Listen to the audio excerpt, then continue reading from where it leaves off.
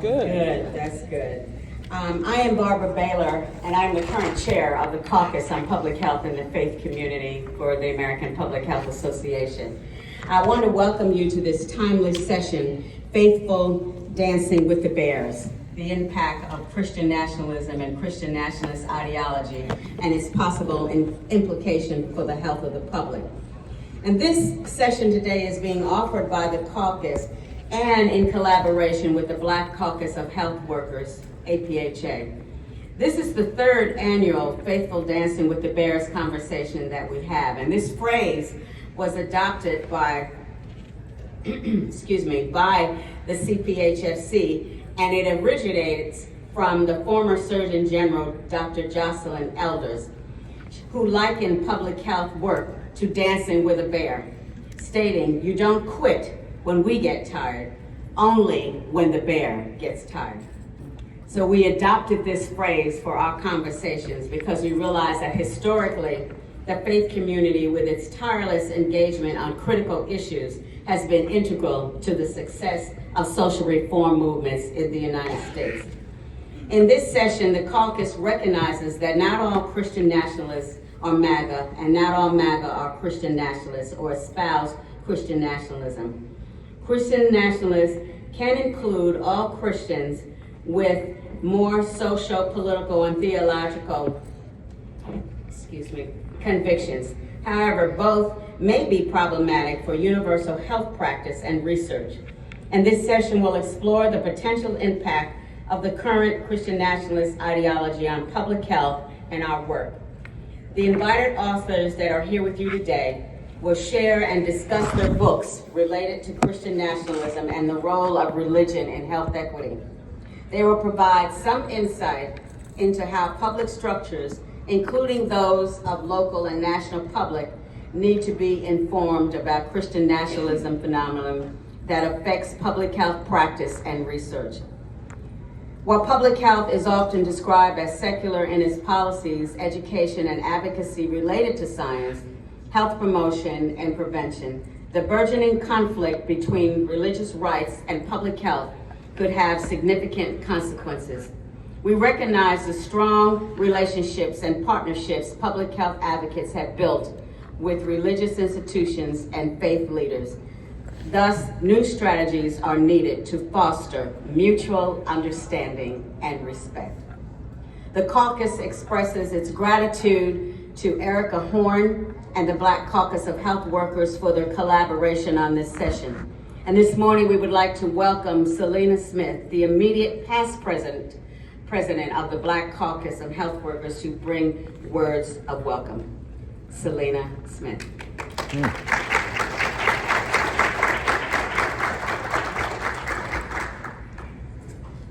Good morning, everyone. Thank you, Barbara. So just a quick correction of two things. I'm not Dr. Smith, which I think was noted in somewhere, but I want to clear that up. I'm not doctor yet. Two, not the immediate past president. I've been a part of APHA for, when it's more than 20 years, we're just gonna say 20 years, okay? So for about that long, and I've served, I think, every position within the Black Caucus that could possibly be held, I've held it. Right, I've held it. Been a part of the Caucus Collaborative, and so I stand here today as a person who, a woman of faith, first and foremost, and then an advocate. And so, on behalf of the Black Caucus of Health Workers and the Caucus on Public Health and Faith Community, we're so glad that you've decided to join us for this very important discussion. We hope that this information for you, just as it is for us, is timely and a thought-provoking discussion. So much so that we won't just hear it, but we will move by the words that are said today. Today we'll explore how faith, power, and policy intersect to shape health outcomes and how our collective actions can foster justice, compassion, and equity in public health. We want to thank you for being here and engaging deeply in this conversation, and it couldn't be more timely given what we are currently facing in our nation right now. As people of faith, we got to do better. sit down, because this ain't my session. Thank you, Selena, and the Black Caucus on Health, the Caucus on Black Health Workers in APHA. Started saying the United Church of Christ, but in the American Public Health Association. Okay, I'm going to now want to express my deep gratitude to the panelists that are with us today, and you're going to hear about them in just a few minutes. But I would like to now introduce the moderator of this session, the dynamic Dr. Suzanne Watts Henderson. And she serves as the Senior Director for Faith and Health at the Interfaith America. Previously, she was the Irwin Chair of Religious Studies and Dean of Belk Chapel at Queen's University in Charlotte, North Carolina.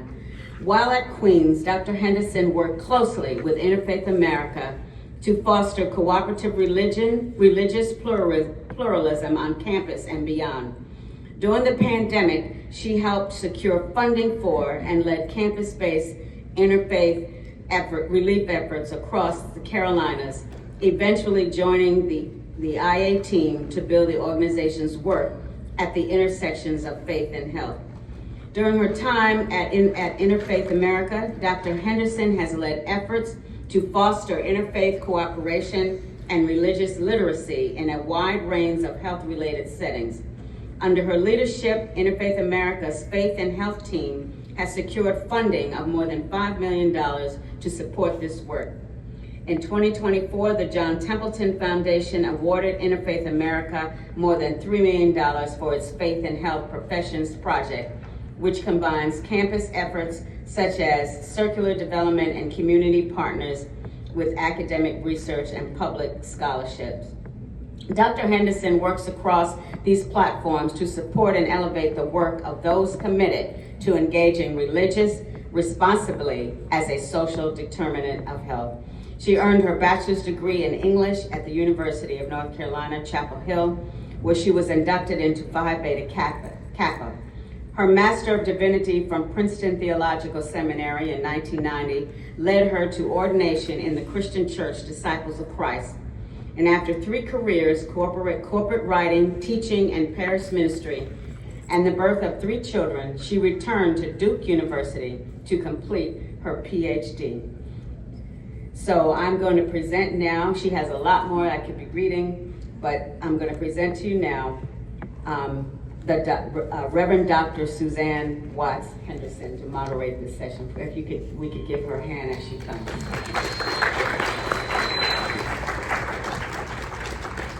I think maybe she wants me. You want me up here? All right. Thank you so much, Barbara, and thanks, Selena, for gathering us here today. As you may have picked up in the background information, both the Caucus and Interfaith America mostly approach the question around religion and public health from a positive framing, recognizing that religious communities can be tremendous assets in fostering the health of the public. Today we're tackling a topic that is less positive across the board, and yet we hope that we'll, through the input of our expert panel, that we'll learn at some depth about Christian nationalism, what it is, what its roots might be, and more hopefully how we might engage in this moment in ways that reclaim religion as a constructive force for public health. So it's my real honor and privilege to be joined by the folks who are sitting before you. I'm going to give a brief bio, not that long, a brief bio for each of our panelists, and then invite them to share with you a little bit about how they come into this conversation. So I'll start at the end with Doug Pagitt, who is founder of Vote Common Good and has developed a curriculum called Confronting Christian Nationalism, a curriculum that helps faith leaders, organizations, and individuals understand Christian nationalism and learn how to talk with others and explore this understanding and its relation to public health. Next is Nichole Phillips, who's an associate professor of religion and society and director of the Black Church Studies program at Candler School of Theology at Emory. She is author of a book called Patriotism, Black and White, The Color of American Exceptionalism. So she brings her academic chops to the conversation. And Gary Gunderson, professor of faith and the health of the public at Wake Forest University's School of Divinity. Some of you may know Gary. He's been working for decades to engage faith-based organizations in health partnerships that are constructive and fruitful. So we have mics. We're ready to dive in. All right. So before we launch into our topic, I would just invite each of you, somewhat briefly, to introduce how you're coming into the conversation around Christian nationalism. Doug, why don't you start? Thank you so much. Thank you so much. Thank you so much. I really appreciate it. I have spent my adult life working in the evangelical spaces of American Christianity. And for a very long time, the threat of Christian nationalism has been something that church leaders and church workers have been concerned about for its impact on Christian spirituality and the Christian church. So many of us have written books and run curriculum and trained people on the fear of Christian nationalism, saying things like it could be very dangerous for a church to have a nationalist flag in the sanctuary, is something that some congregations differ on. And so we've helped churches to think about, are they going to express their Christianity only through an American lens or something because of its impact on the faith. In recent years, and I'll say more about this in a bit, the threat is not about the impact of Christian nationalism on Christianity. It is well determined that it is a dangerous force impacting Christianity. It's the impact on our nation, on our democracy, and in the last 5 years on public health. And so as an evangelical, I travel the world, I travel the country, and we try to talk to religious leaders, civic leaders, secular leaders about the rising threat of Christian nationalism, how it's going to impact the way our democracy functions and the way our public and civic engagement can happen. And it is part an act of commitment of my faith and being a citizen, but it's also an act of penance, because it's very easy for religious leaders to want to slice the prosciutto so thin that I separate myself away from the 60 or 70% of the people in my tradition and the work that they're doing to impact public health in negative ways, and say, well, that's not me because we think differently. But we believe at Vote Common Good and the work that we do that it is our responsibility to speak into our own communities and to speak on behalf of those communities to the broader public. So I'll share a bit more about that, but we travel the country, we create curriculum, we try to get it into the places where people otherwise don't know how to talk about it. Because the truth of the matter is, you can say Christian nationalism, can ask a group like this, are you opposed to the influences of Christian nationalism in America? And nearly all the hands will go up. And then you say, would someone like to give us a definition of Christian nationalism? And all the hands go down. We're pretty sure it's a problem, but we're not sure how to define it. And people in public health, I think you can understand that in some ways that some of the people in the rest of society don't, that sometimes a threat is very real and understood as a threat, but people's understanding of the threat is quite limited. So that's part of the work that we do. Hello, everyone. I come at it from a different perspective.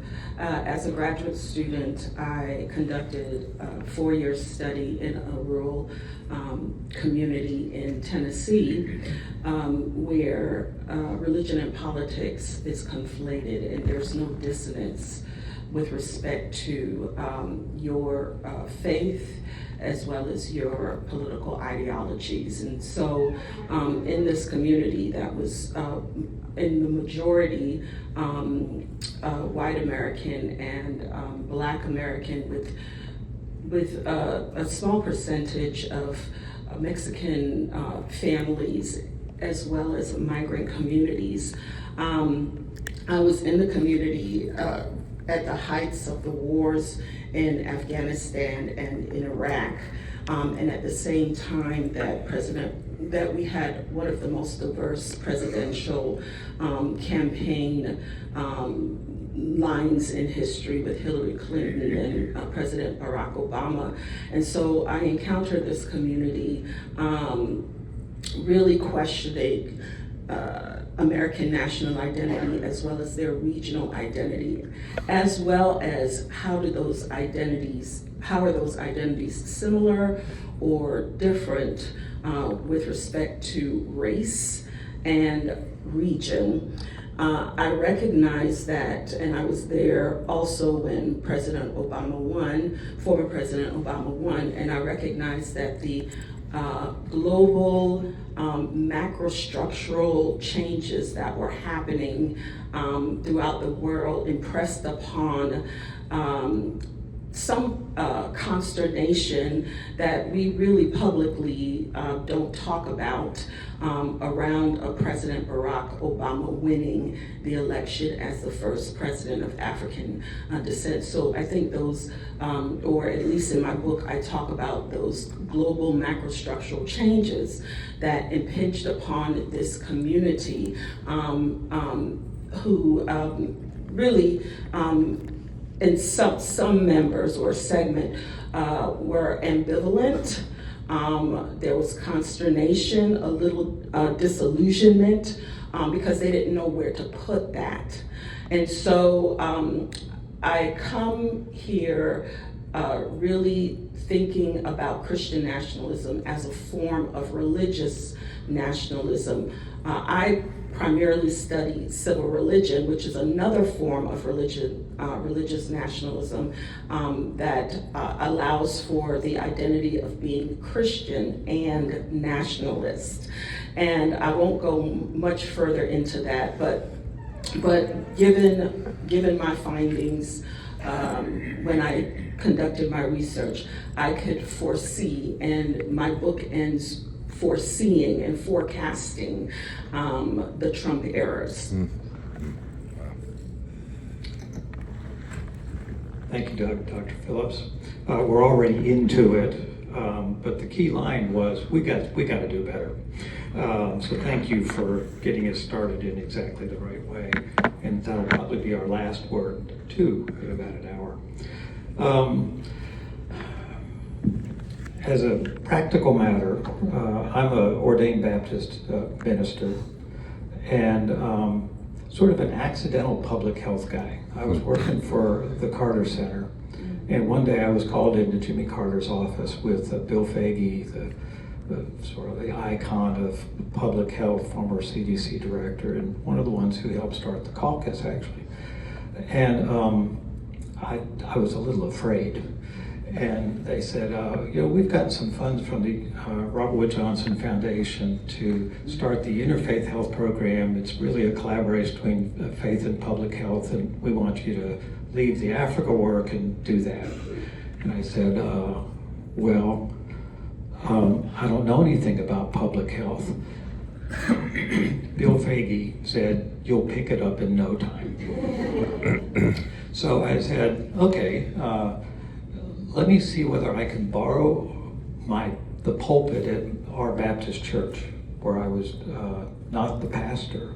And I said, if I can preach a public health sermon, I'll do it. And well, that week, I realized what everybody here realizes, holy good God Almighty, it's the perfect basis for not just one sermon, but almost every sermon. It's about all of the people that God so loves all of the time, every single one. Wow. So that was a turning point in my life. A little bit later in that body of work, my office was actually downstairs from Mrs. Carter's office, and her focus, her expression of spirituality was not so much public health, but mental health, and all of the public structures that are crucial for that. And I one time wrote a speech for her at a faith-based thing, and she didn't like it. It wasn't tough enough. She said the first word that the church, like me, she's a Baptist, so we'll speak. I think it's important to claim the Christian basis of my identity in this particular panel. She said the first word that the church should say in the debate of mental health is apology. The very worst. The church is the last bastion of the worst stigmas that hurt the most people who need help the most. And I realized, thinking about this panel, the same is true for public health. Public health cannot defend itself in the church settings any more than the church can do epidemiology. Public health, by structure, is not theologically tuned, although it's theologically relevant. So the deal is, public health counts on the clergy of the dominant structures of faith in the public society to do work to make it possible so that the sciences that are relevant for the health of the public can get to the people that God so loves. That's the deal. And it's incumbent on me to follow Mrs. Carter's advice. As an ordained Baptist, I want to take this opportunity to apologize to my public health colleagues. We have done a horrible job for the last my entire adult life. I'm 74. So for 50 years, I've been in this body of work and have failed my public health colleagues. We have allowed a dangerous, pathological, virulent theology that's a deviant apostasy of the Christian theology to undermine the capacity of the public health professionals to actually do the work to get the science that God has given us into the lives of the people that God so loves. So my word is one of apology for that. Y'all can't do the theology, but we have failed. We gotta do better.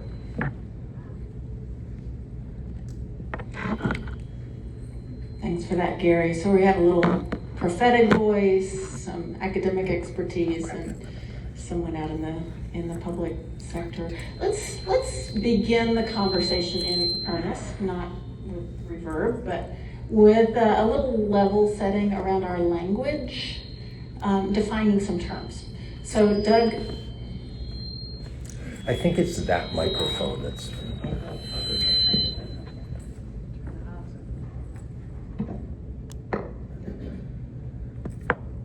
Let's see. No?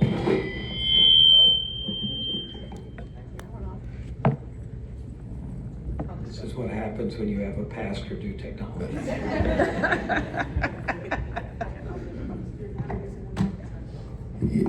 Alrighty. But I think we have to turn that one off if we're not using it. And maybe that could happen over at that soundboard. I don't know. Is this? Okay, yeah, there you go. Then we can use these. Yeah. We'll get there. No? Still not. All right. Anyway, let's see. You may need to use the mic. Is this one on? It doesn't feel like it's on.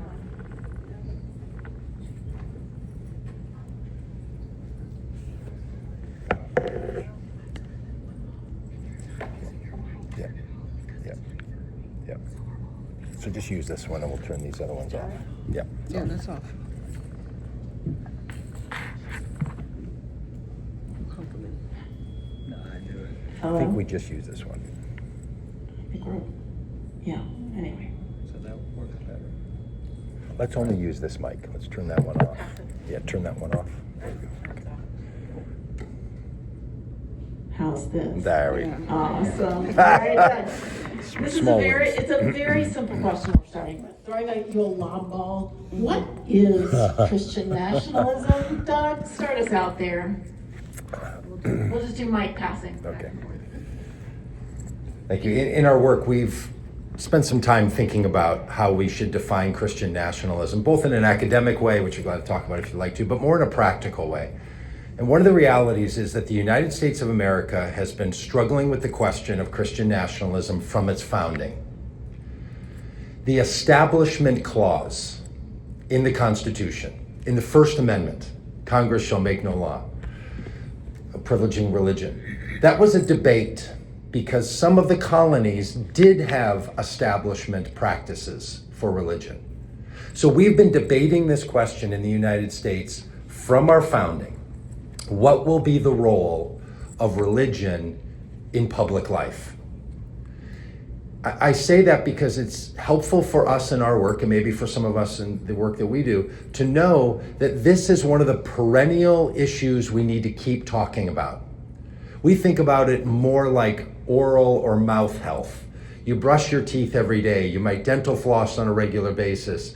That's different than having your tonsils taken out. You could say, well, I had my tonsils taken out, when I was 15 years old. Now I'm done with that and I've moved on. If we think that the Establishment Clause in the Constitution and the amendments was taking our tonsils out, we said it, we solved it, we moved on, we've misunderstood the fact that every generation and different periods of time, we have to struggle with this question again, like oral health. We're going to have to clean on a regular basis because we use our mouths on a regular basis. We're using civic life and religious life in America consistently, so we have to stay up on it. Now, I bring all that up to say I want to speak about the current situation of Christian nationalism. As many of us might want to quote Thomas Jefferson's argument, that only goes so far. We have to make our current day argument.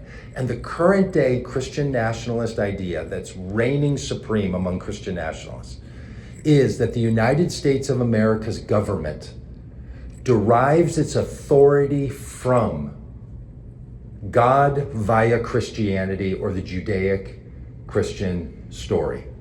The authority comes from God. You will hear this from Christian nationalists all the time.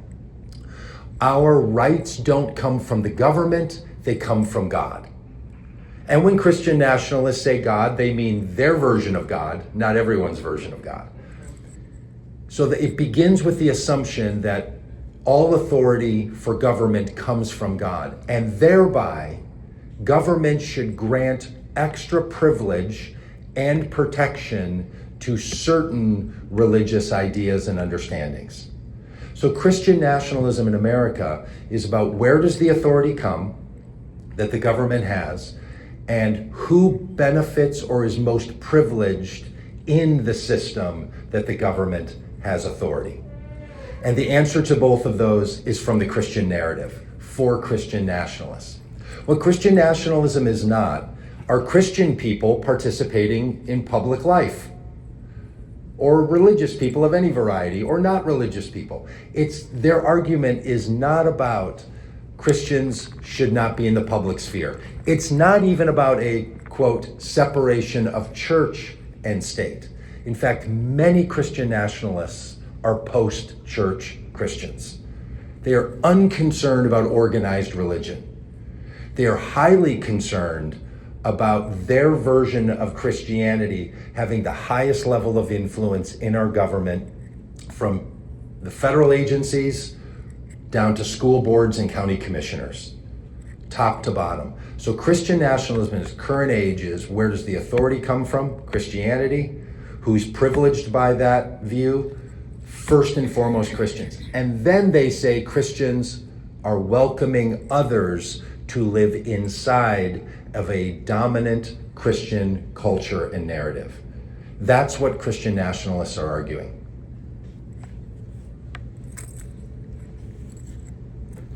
Thanks for that very helpful distilling of a lot of complexity.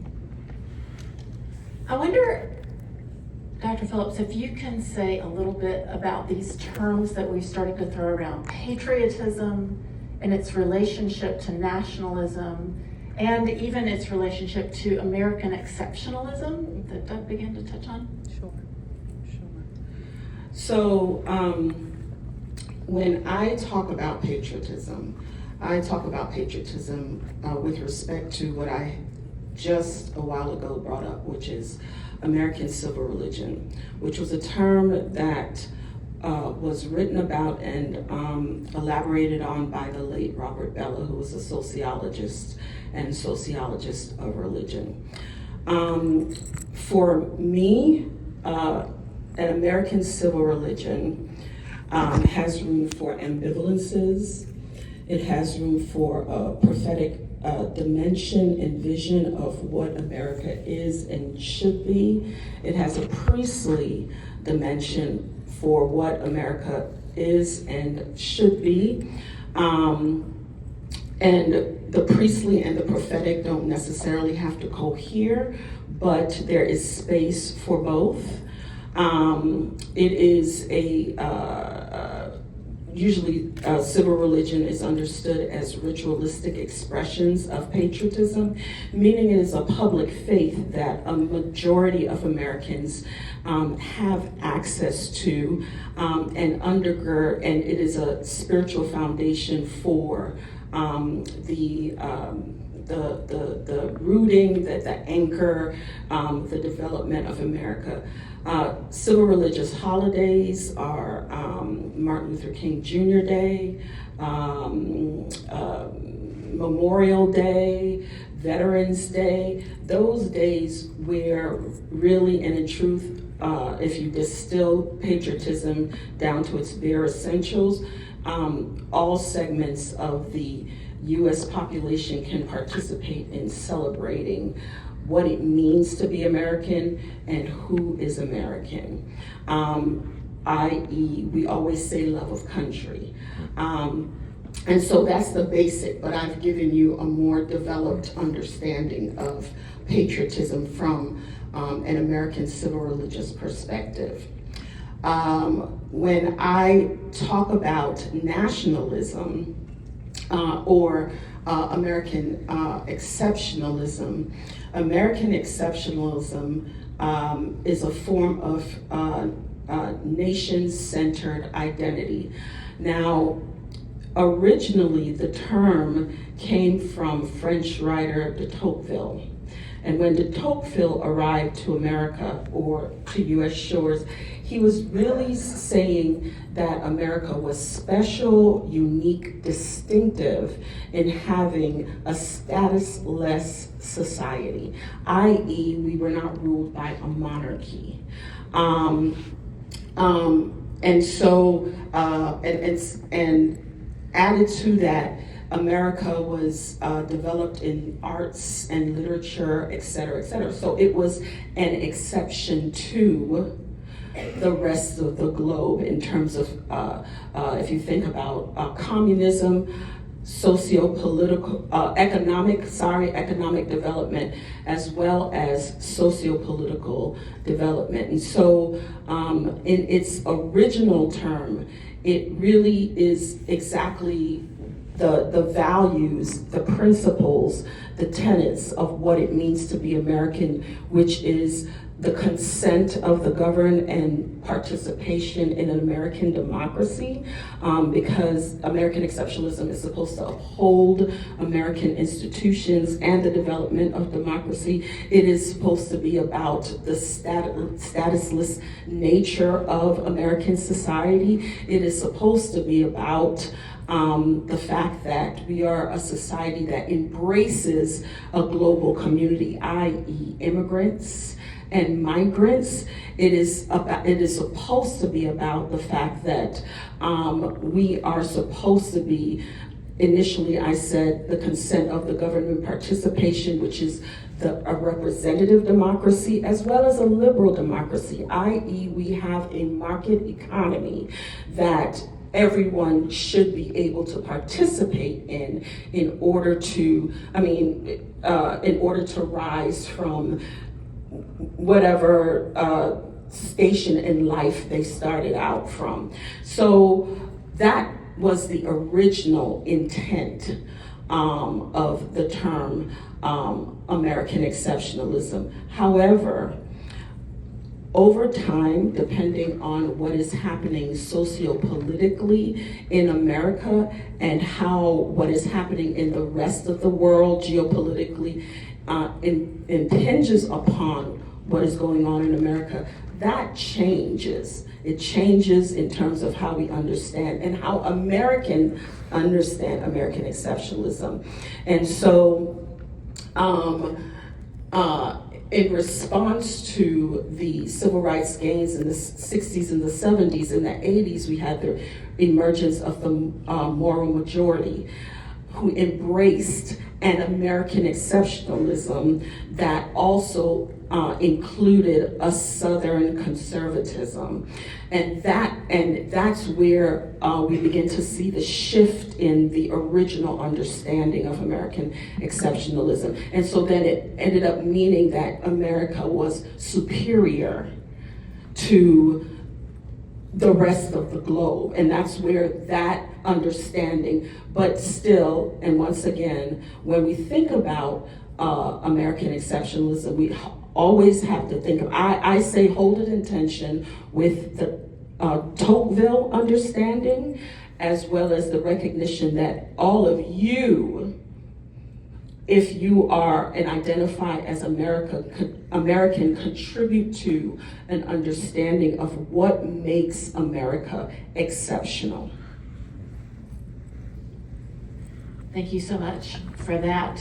I want to continue to add nuance here. And Gary, I'm going to ask you to say a bit about the relationship between Christian nationalism and the MAGA base. I think it's easy to make a strict equation of the two, and share from your experience and your thoughts on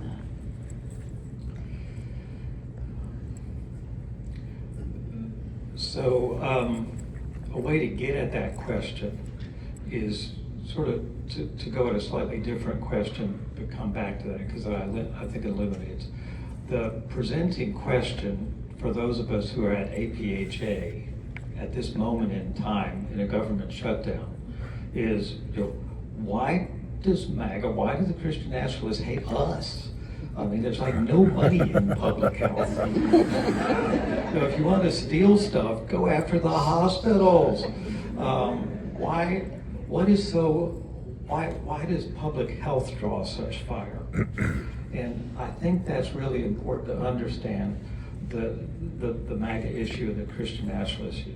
Public health is the field of science relevant to the health of all of the people that fits so neatly the structures of democracy that are accountable for aligning that science for the good of all. Every race, faith, ethnicity, legal status, gender, age, or any other distinction. Public health is this very inconvenient science that recognizes that the human phenomenon does not fall inside any theologically defined lines, or any gender lines, or any other lines you can think of. The viruses and the social pathogens that really, during my adult life, the growing edge of public health has been what we used horrible language to describe as social determinants, but they're really psychosocial, spiritual determinants of health over a lifespan. The more you understand about what it is that creates the patterns of health in the human phenomenon, the less you can describe that phenomenon in terms that have anything to do with theologically described boundaries. That's why public health is so intellectually inconvenient, and then it's practically inconvenient because it follows those patterns of data that we all know so extremely well. You can suppress the data, but you can't suppress the reality that the patterns inside that human phenomenon are very predictable in terms of race, ethnicity, any identity that leads to exclusion. They will have worse outcomes.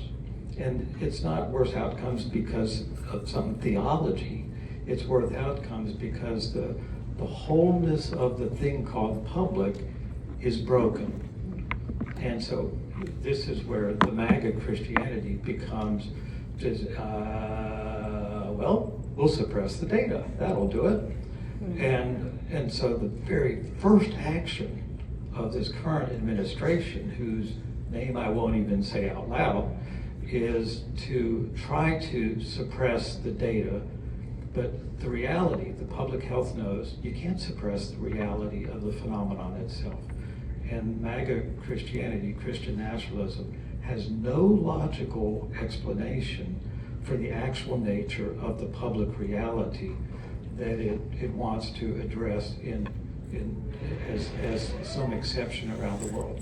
Well, public health thinks like a virus and recognizes no boundary whatsoever to anything that affects the lifespan health of the people who live in a phenomenon called public. So it's just theologically so awkward to deal with a body of science that cuts across what Christian nationalism wants to claim, and that is some body that could be separated out from the rest of people and have a distinctive real experience. And this gets back to, I think, Doug, your language, and Dr. Phillips was so precise in understanding the causal nature of how God's authority expresses in the human phenomenon. But that is simply not what the data sees. Well, whose data is it? That's our data. That's why we as public health are such a fundamental threat to the worldview and the narrative that Christian nationalism wants to tell. Thanks for that. So before we turn to the present moment and more of the analysis of the COVID era, Doug, can you give us just a brief, how did we get here? Sure. I'd like to borrow the metaphor of a variant of an idea, and a Christian national variant is alive and well in the United States. That variant, you could look back 20 years, 25 years, and see its development. Around 25 years ago, a fairly obscure idea inside of certain conservative Christianity's communities started to spread, and it goes under the name Seven Mountains. Is anyone familiar with the Seven Mountains mandate? You wouldn't need to be, and there's no reason you would notice it unless you're paying attention to what used to be a very fringe group and now is the dominant narrative in more than 50% of self-identified Christians in America. The idea of the Seven Mountains is a metaphor of Moses going up onto a mountain and receiving the commandments of God, being called into action. And they say there's not one mountain of influence in society, there are 7 mountains of influence. And the Seven Mountains movement wants to establish leaders in all 7 areas who will be the dominant leaders and purveyors of a certain form of Christianity. Obviously, it's religion, that's one. Family is another. Education is the third. Media, including news and information. Entertainment and arts. Business and economy. And government. Many of us think about Christian nationalists only being concerned about taking over the government. That's only one of the 7 areas of cultural influence that they have their hearts set on. And they're organizing nationally and globally to put people of power into all 7 of those areas. Now that idea started to take off inside of Christianity, and I can get into reasons why it is, because it gives a global vision and a broad cultural vision and all the rest. It's actually not a bad idea for thinking about how do you purvey an idea through society. Well, you might want to work in the areas of religion and family and education and government and media, right? It's a pretty good organizing strategy. But their idea is that you put certain forms of Christian dominance through key leaders in those areas. Some of you might be familiar with an annual event here in Washington, D.C. called the National Prayer Breakfast. The National Prayer Breakfast is designed around this theory and has been taken over in the last 30 years by Christian nationalists who bring leaders from around the world and all different areas of cultural influence into a place to create networks and funding. So about 25 years ago, major funding in the conservative and religious right started organizing around these 7 areas of cultural influence. Christian music, Christian schools, Christian healthcare systems, a whole movement of cultural dominance. At the same time, a political movement was on the rise starting in 2015, surrounded by Donald Trump. And a form of Christian variant has emerged. MAGA Christianity now exists in a functional way throughout our government, throughout the internet. There are people who organize around a MAGA idea, meaning a political and economic view of Christianity, where the difference between the political goals and the religious goals are as limited as possible. They're the same thing whenever possible. So that movement started to take foot and started to borrow all the energy and the funding and the organization from the Seven Mountains movement. And they were really concerned that parts of our government, that part of the democratic process, big D and small d, of the democratic movement, wanted to see the failure of religion in America and was going to be hostile to religion in America. This is a subtext. So they're saying we need to organize in all the 7 areas because the attack on Christianity is afoot. Their belief is this: Republicans, especially MAGA Christians, want to see religion, especially Christianity in America, succeed. Democrats want to see it recede. Republicans want more, Democrats want less. Highly convinced of this. Then comes COVID. Then comes mandated shutdowns. When religious communities and churches were not considered essential parts of society that need to stay open, but liquor stores and Home Depot and airplanes, that was the fuel that landed on that Seven Mountains MAGA movement Christianity fire and fueled it. I have been in many meetings with Christian nationalists. They always come back to the same thing. They, usually meaning the government, want to come and shut your church down, and COVID was simply a first run test. And publicly mandated behavior was just the beginning of what they want to do. So you take a Christian narrative conspiracy that the government wants to see the end of Christianity in America and across the system, and combine it with that, and now you have a narrative that seems to these folks nearly inarguable. So we are not talking to Christian nationalists in America. The Lance Wallnows, pardon me for being political for a moment, the Secretary of War, his view is not, I wonder what Thomas Jefferson thought about a wall of separation between church and state. It is, we are going to infiltrate Christianity from top to bottom through the military so that radicals in our culture will never have the power to try to exterminate Christianity again. This is the conversation that's happening. So you get into public health conversations, and frankly, you're like, you all are trying to protect churches from the government running them out of business? And you're doing that by trying to shut down the healthcare system or the public health system in West Michigan? And we worked a lot in West Michigan about a whole movement that targeted public health as their first front in the war to protect Christianity. Now here's the good news. That movement got into public office, were elected as county commissioners, then in the next election in 2022 and 2024 lost. They had a huge surge and then they lost. Michael Flynn has been taking over school boards all across America, and now they're starting to lose. So there's been a 25-year organizing effort that took over and has created the problem that many of us are seeing. But there are organizing efforts and communication efforts and public media efforts that are starting to contrast that. So we'll talk a bit more about that, about what we can do in the future. But in my view, that is what the Christian nationalist narrative is about.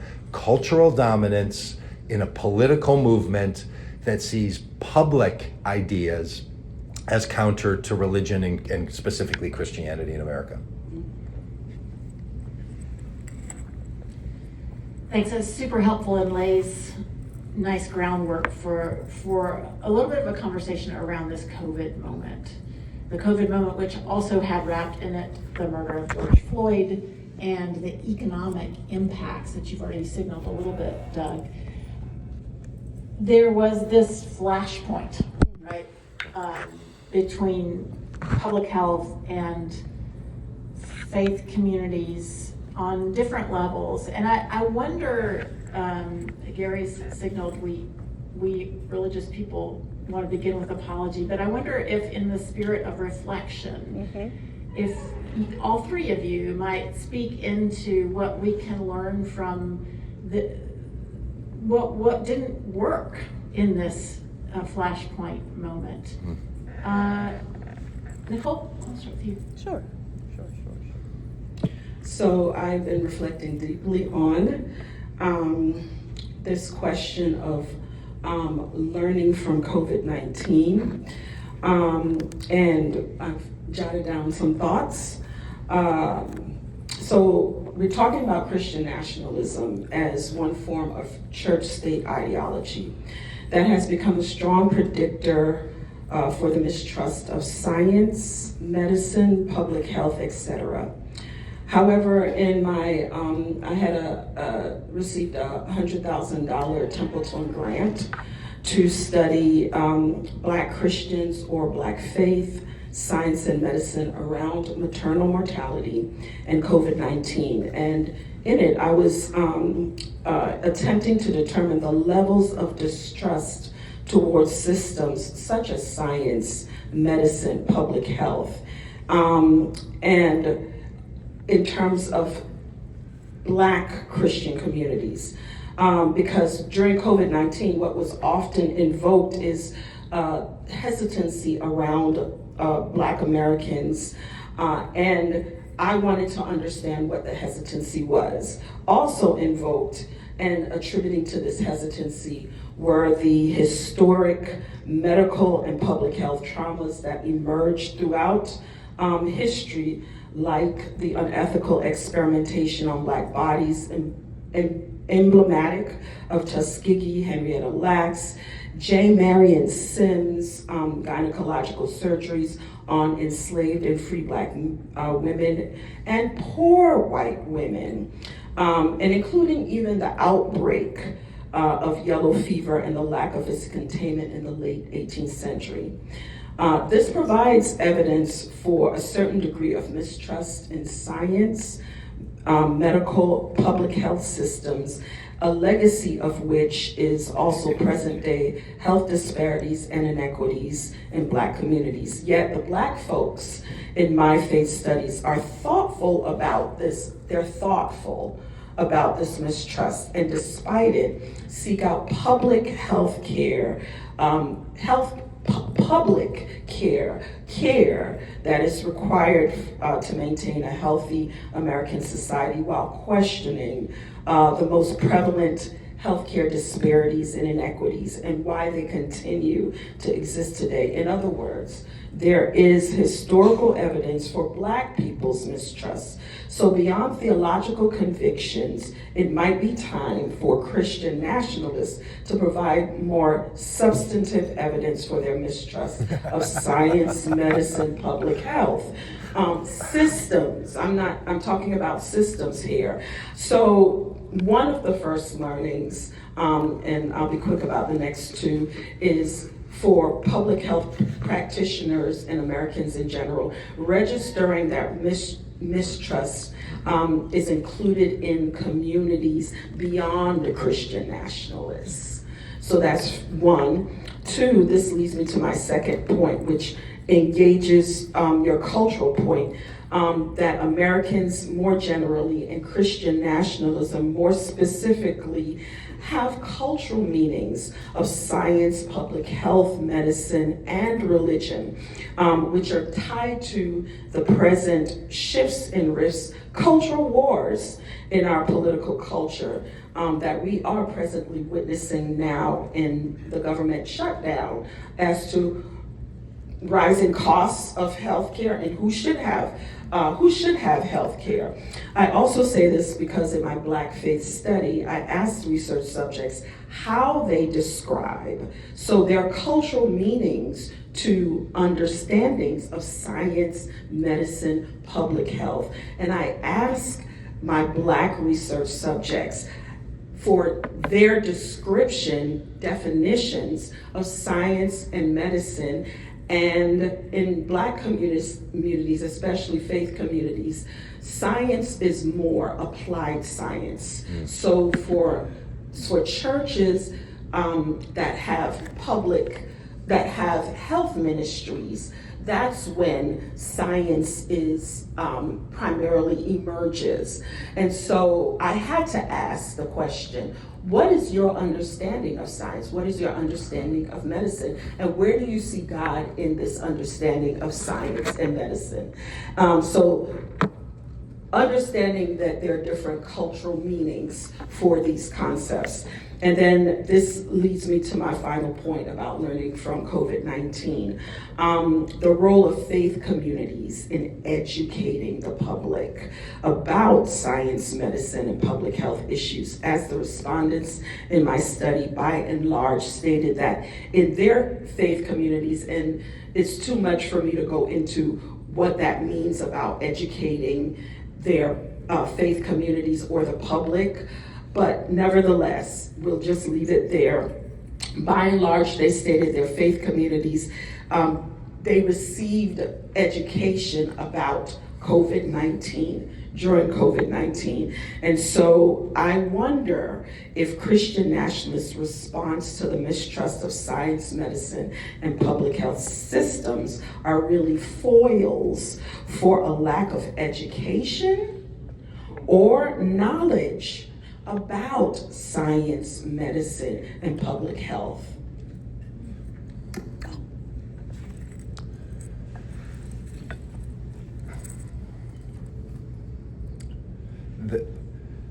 The struggle that we have in this country is clearly misinformation. It's also a lack of information. And thirdly, it's the lack of options for disagreement. You'll hear often people refer to a county or a state or a church as purple, meaning a little bit red. Some people are blue. Rarely are these places, churches, religious communities, families, purple. Rather, we're plaid. I mean, you have one color sitting next to another, but not blending ideas, not sharing with each other, not exchanging. The level of no-talk rules that so many of us are engaging in order to not let things become contentious is ceding ground to the lack of information being filled by misinformation. It can feel to a lot of people who know their area of expertise well that what they do is understandable. The number of people that I deal with in my life that have no idea how a vaccine works. No idea. And when they ask, they are told, trust the science. Which to them feels the way, to many of us, it feels like you go to church and you say, hey, I got a couple questions about our theological underpinnings. And they say, trust your faith. And it feels like they're shutting down the question. And when we hear someone shut down the question, we're pretty sure they're not confident in their answer, right? It's sort of so there's this movement that is afoot right now among regular people where the answer is, I trust the science. Mm-hmm. Do you see those signs around? In this house, I believe love is love, science is real.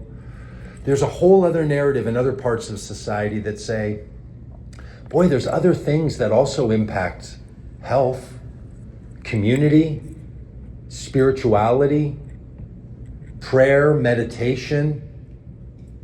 A lot of people in America feel like science wants to say only that which we think we understand should be considered valuable, and anything we don't understand is sort of silliness.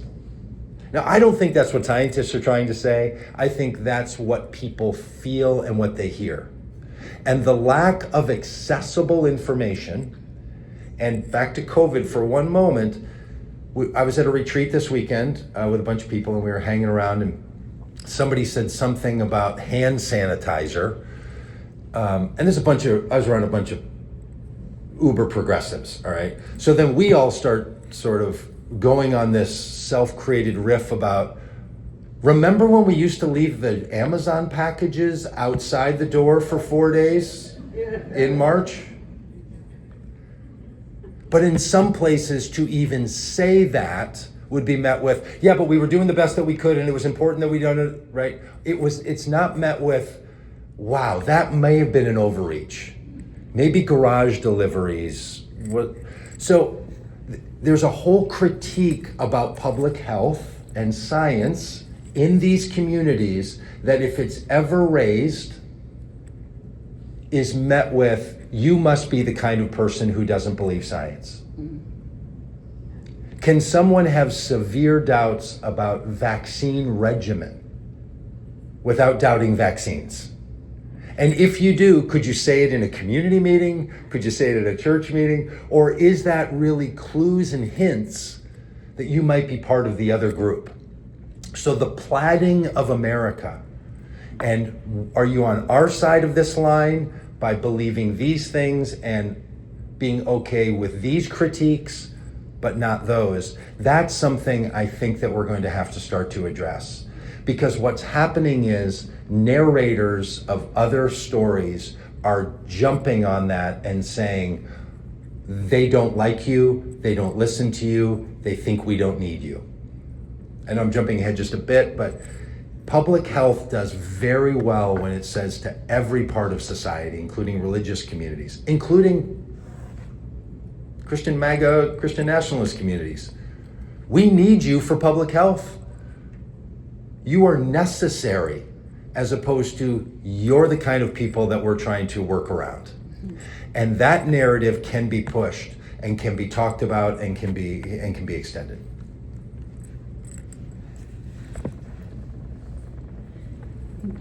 Gary, maybe extend this conversation just a little bit by thinking about folks who are on the front lines, like public health department folks who are encountering real people in real contexts and find themselves in effective bridge building work that we've just heard about.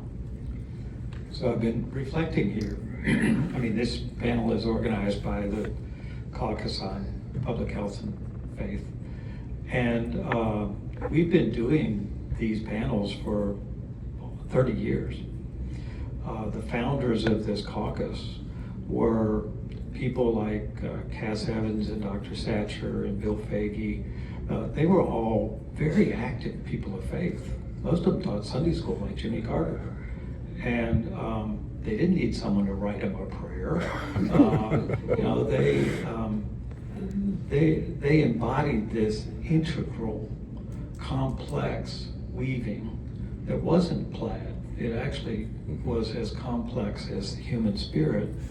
And they lived that, and they expressed their spirit, their spirituality, through commitment to a life spent in public service and leading and refining the structures that we call public health.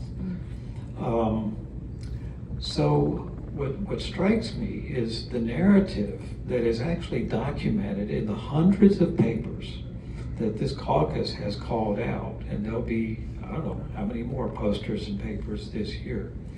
That narrative is a very rich, documented story that's the opposite of this exclusion. And it is very common in the caucus for people of faith here to be able to speak in an integral voice about the spirit and science and public service. It's a true story, which helps. You don't have to memorize it. And it's not particularly clever. It's just dumb obvious in every religious tradition, certainly in my own. The mature expression of faith expresses itself in public service, irregardless of the religious ideas of that public. That's like normal. That's not even exemplary. That's dumb normal. But we don't say that story ourselves, and I think you're giving us a prophetic caution about the ways that we do not speak about our own reality, and so we participate in creating this plaid instead of a purple narrative. And the caucus, I think, bears some responsibility for not doing very great at raising up the intellectual complexity and the historical validity of the actual interweaving of religion and public health in a way that is not uniquely American, but distinctively American. It really is quite a remarkable through line from what de Tocqueville saw to the actual reality of how the world works today. So a quick vignette it strikes me, the phrase Christian nationalism has just terrifying history in Germany and South Africa. And when the South African miracle happened, a religious miracle, Mandela was Methodist and Tutu and all these folks, the nonviolent overthrow of the apartheid structures. We have a new constitution that was even more radical than the American Constitution about separation. And some of the Norwegians and others funded a movement that Dr. Jim Cochran led in South Africa, was asked by the South African government. So what do we do with all this religion? You know, in our new constitution, it's like over there. But the religion is part of how we got to where we are today, the miracle. What do we do with religion? So Jim, who now works with Interfaith America and us on Leading Cause of Life, did a major multi-event that tried to understand that question and where it led directly to public health. And when he came to the Carter Center, sent by a friend, they were looking, well, what's the American experience with a positive embrace across a logic of separation? Does anybody American actually believe that faith and the public should be connected? And they said, oh, you need to go talk to Gary at the Carter Center. And my counsel to him was, of course we believe in separation, but we don't really believe it.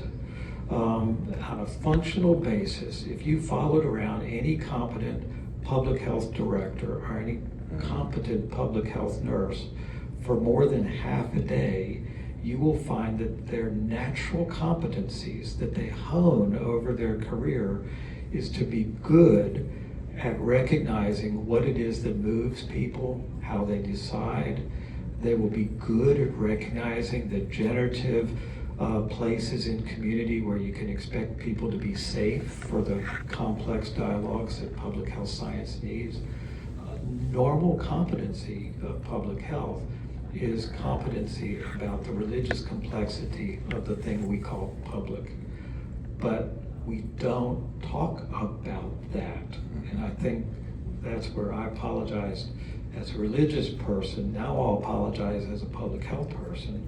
We have not told well, and we have not lived out in public the complexity of the competencies that we actually have and are good at. Talking to the public about the life of the public in its full bio-psychosocial, spiritual complexity. Thanks so much. We want to save time for questions, and we're going to be inviting questions here in just a moment. I'm going to ask the panelists, I'm going to go off script, of course, and ask you to offer kind of a parting thought. And this is how I want to frame it. One of my heroes in work that touches on public health has a great phrase, which is, hope is what we do. Differentiating hope from optimism in this moment, where do you see hope as something that we can do? And when I say we, I mean the broad public health landscape and those who are interested in the intersection of faith and health. Hope is what we do. Carrie? That's what you do.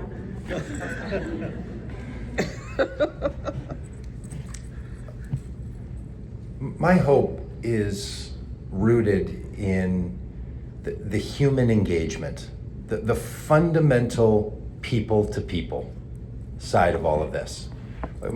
I know many people who work in public health, and I live in Minneapolis, and it's a big public health area, and they're engaged. And they start describing not systems and structures, but they start naming people. There's something wonderful in our national, narrative, that it's a we the people movement, not just we the structures movement. But some of us, when you do a lot of organizing, you're like, well, you can't let everything ride only on the people. You have to have a structure, and so you simultaneously have to have a system. But then that system has to become personalized. And that's where I think the hope lies. Because the current version of Christian nationalism that is so dangerous right now and is alive and well in the United States and spreading around the world, there were particular people behind that effort. It didn't just happen. Someone made it. And because someone made it, some people can unravel it. We really do live in a world in which human contact, human engagement is our greatest hope.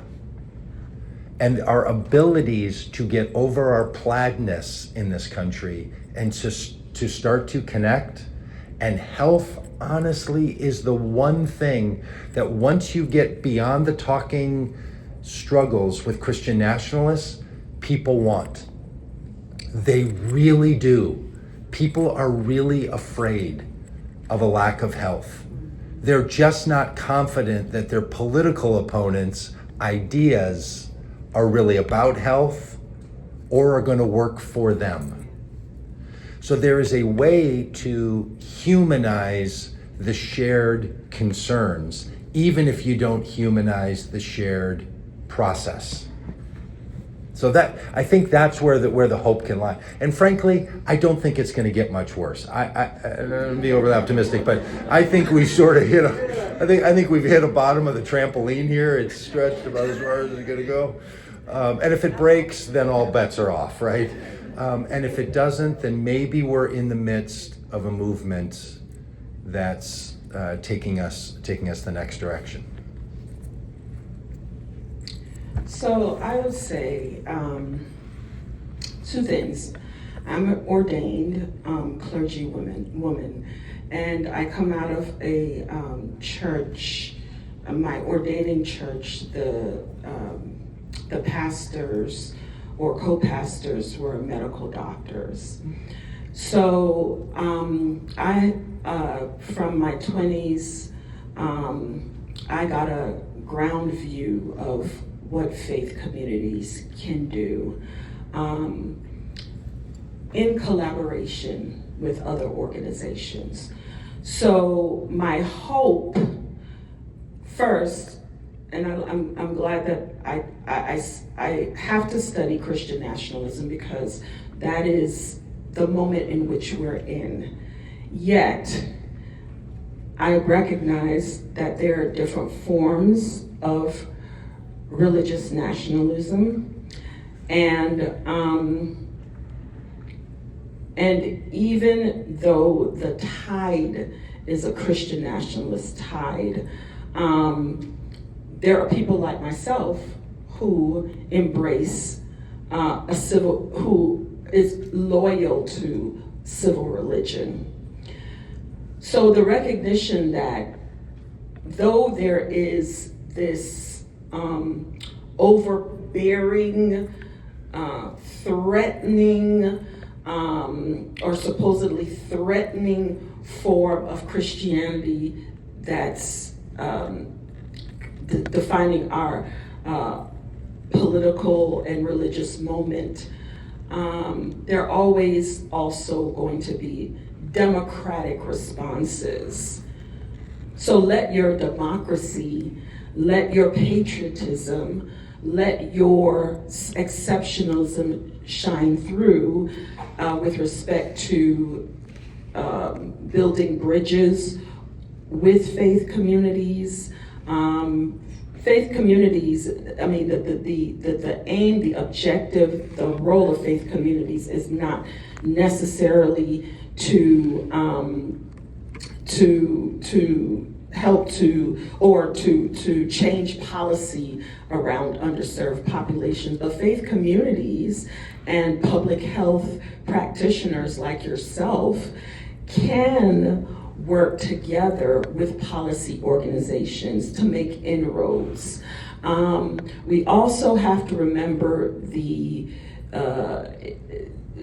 even in this Christian nationalist moment, we're looking at public health, but we also have to look at those issues, and this is the hope still, those issues that may not be in the center of public health, but if we don't address them, it makes for a sicker population. So for instance, exactly what's going on with the government shutdown, SNAP.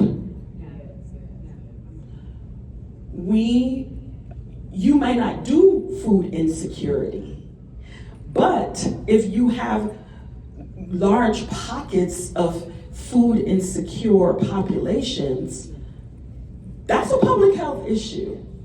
So looking also and working with faith communities to address issues like food insecurity or housing, if you're not at a particular socioeconomic level. So my hope is in the partnerships that are present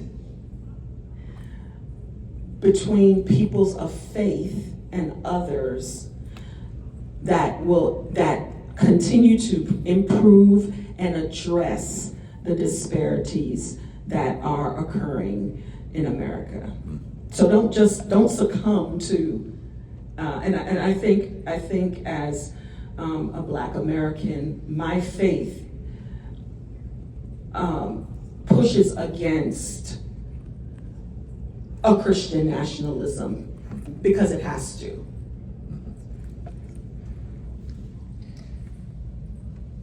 Thank you, Doctor.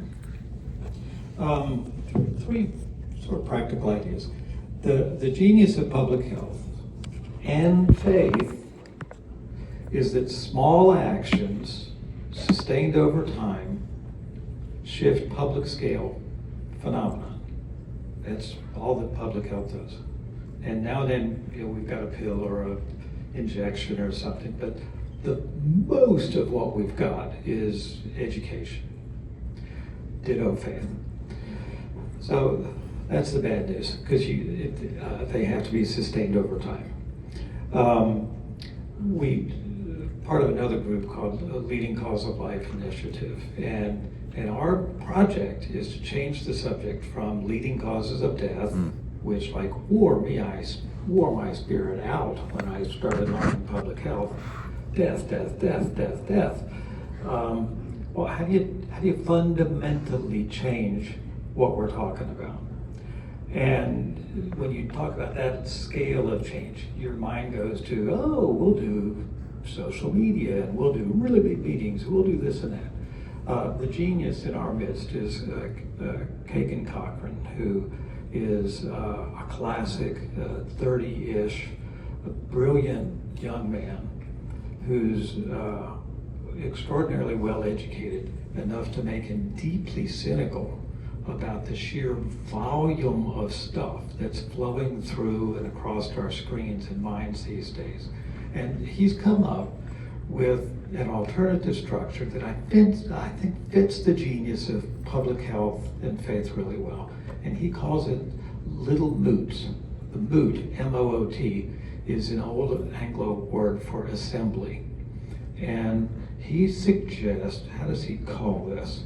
He suggests that we create a movement of moots in which all of the 200 people in this room would commit once a week to gathering 2 to 3 people and buy them coffee. And don't do it on Facebook, don't do it on Zoom. I mean, like actual coffee, or you can have herbal tea if you're more progressive. But the point is, don't do the technology. And if you're a public health person, make damn sure that somebody in that group you meet with is not a natural, intellectual, ideological ally. So if you think you're going to get them together and have the conversation about how terrible Christian nationalism is in the anonymous, then think of somebody else to invite them. And you might actually think, so in Forsyth County, North Carolina, our public health director is Joshua Swift, brilliant people person. Well, Josh would be the first person I would think of and say, who would be the other 2 people who would be useful to Joshua to meet that he may not know? Because he's a people guy, he'll have Greek food with anybody. And what I saw him do during COVID, because he had lunch and just met with almost anybody he could think of in the county, those relationships turned into extraordinarily effective boundary crossing public health initiatives. So this moot movement, and I've got a logo for you,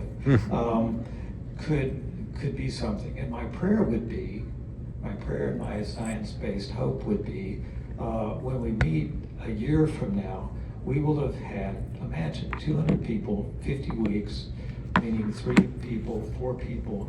That's a significant number. And if we shared with each other what we learned through these moot meetings, we would be infinitely smarter today and probably a lot more hopeful about the possibility of having the public heal the public. Wonderful. Will you join me in offering thanks to our panelists?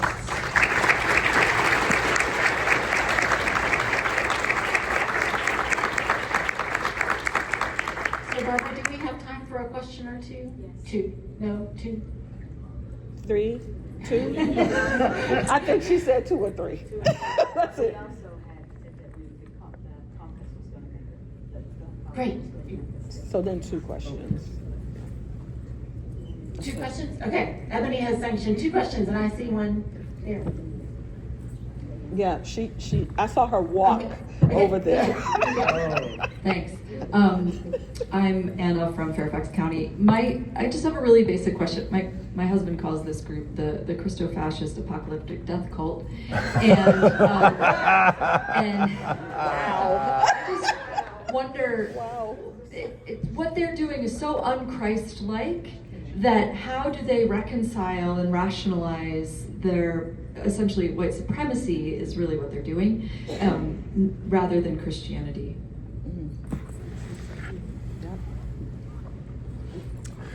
Well, once you start pushing people in a deep conversation about, hey, let's talk about what Christianity's narrative is, what Christianity's ethos is, what its historical background has been, usually the answer to the group that your husband has described in such ways, which isn't everyone, but it is the engine. Look, Christian nationalism is a leader organized movement, not pastors, but self-appointed Christian nationalist leaders.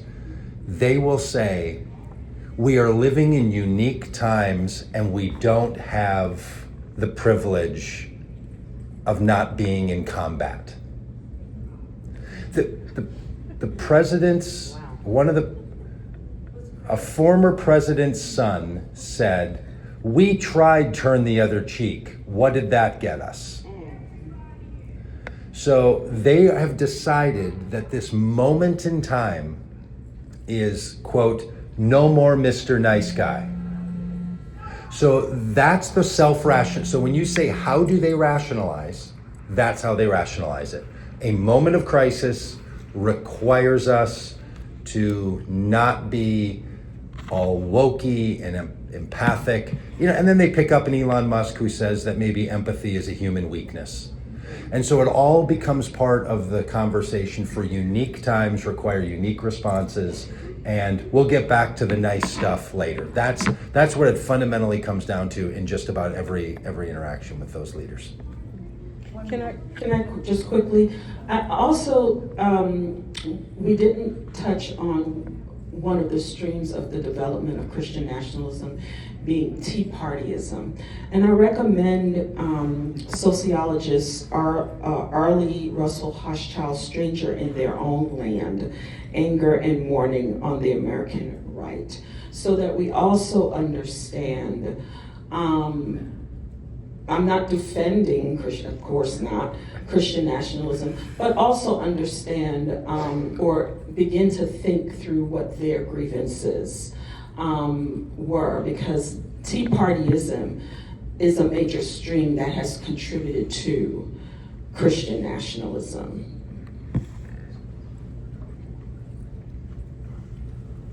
Thank you all for sharing your knowledge and expertise today. I'm similarly worried about Christian fascism, even in addition to nationalism, but hopefully I'll end on a more hopeful note. For those of us who are going to red areas for the holidays and maybe turning it a little plaid, what constructive advice or practice can we incorporate to kind of undo maybe some of those self-imposed gag orders, to preserve a bit of our own sanity, but to start to open the dialogue more after we're kind of coming as public health practitioners from a losing place? Oh, I'm sure. If you told them one of the meetings at the American Association of Public Health held in the seat of empire was a caucus on religion and health filled with Christians and practicing leaders of other faiths, but majority Christians. We look like the public in the United States. They'll be shocked and they'll say, "What? What did they talk about?" And it would be important for you to say that this caucus has been going on here for 30 years. Mm-hmm. And so there's a deep, long history. We didn't make up this caucus to attack MAGA Christianity. This came out of the natural development of those who dedicate their lives informed by the sciences of public health, and many thousands of public health people who are also informed by their faith. And that very interesting complexity, that's what's here. So just tell them, they'll ask, because the idea that professional public health has this caucus, has this dialogue, has this character, is a shock. It's counter to the narrative that they've been told. Can I add and then love them. Speak in love. Yeah. Gary, can I add one more thing? As much as possible, include some vulnerability, maybe even lead with it. One of the most powerful things to say in public discourse, disagreement with someone about something public, is, "I'm really afraid." Not, "I'm really right and you're the problem." You might feel that, I do. But we're also really afraid. Like, look, you're probably in this room because there's something that you're unnerved or scared or deeply worried about. If you say to people, the people like you are in power and I'm really afraid. It is shocking how, especially with this group, they've never considered that. They are absolutely convinced that in the hero, villain, victim narrative that we run our country on, which is not a helpful narrative, but it's the most dominant, they are the heroes. When you say, "I'm afraid of what you're up to or what these ideas are," that changes the conversation from "they're the villain" to "you're the victim and you're afraid." And that becomes a new starting point, because look, we're all afraid. And at some fundamental level, not to be overly pastoral or philosophical, but we're all just trying to walk each other home at night, right? We're all trying to make it. And I'm afraid because of what's going on. That's a different starting point than we have a solution. So when you can, you have to be really careful because look, I mean, maybe you're imagining a certain table or conversation where you're like, oh, they're gonna pounce any vulnerability and they will say this, well, that's what we felt like for 4 years or something like that, right? And then when they say it, because they will, you get to say, what do we do to have a world where neither of us are afraid? Right? Wouldn't that be different rather than when we get 50% plus one, your up and comings are up and coming, you know, like, right? This was South Africa's great contribution was we're going to try to create a world, you know, where none of us have to be afraid and everyone has enough. Thank you. Thank you.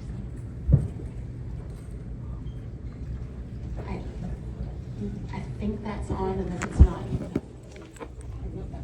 Okay. Well, thank you all. I've been